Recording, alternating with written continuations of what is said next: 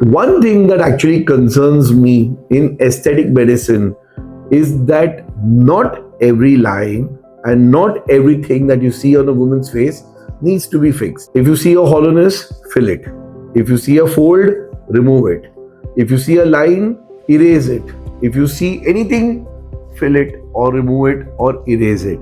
Hence, you try to fix everything that you see on a woman's face. Hence, something which was a natural looking, balanced face suddenly becomes a big problem. The pillow face or the overfilled face or an unnatural or a frozen face. Sometimes the industry standard actually is every feature is a flaw. That's not true. Okay, go back to the olden times, go back to natural, go back to timeless beauties like Audrey Hepburn, like Brooke Shields, or so many more that we know about. So suddenly smile lines become part of aging. Smile lines actually denote that you're happy. That's why they call smile lines. They may need to reduce for them not to look too deep or not to look too much, but they should never be removed. Faces are not the problem. Trying to fix everything on the face is the problem. Some parts, it's known as aging gracefully.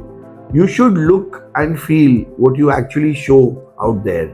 You should not try to be somebody different, and that's where the problems start. Another thing that always put your patient first. Putting the concerns of the patient first rather than what you see is also another big mistake often made in aesthetic practices.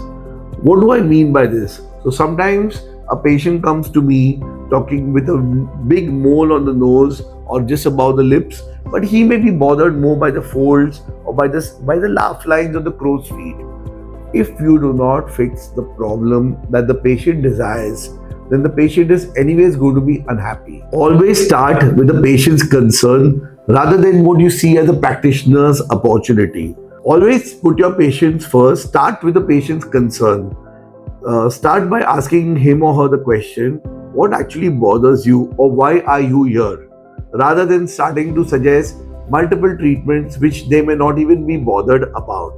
Unless you see something which can grossly affect the results, then it's your duty as a practitioner to tell the patient about this particular problem. But otherwise, always start with what bothers the patient. And sometimes, if you're not sure what the patient wants, or actually the patient is fine, then you must be ready to give the advice that probably you don't need anything right now. Come back to me after a year or two when we'll see after that.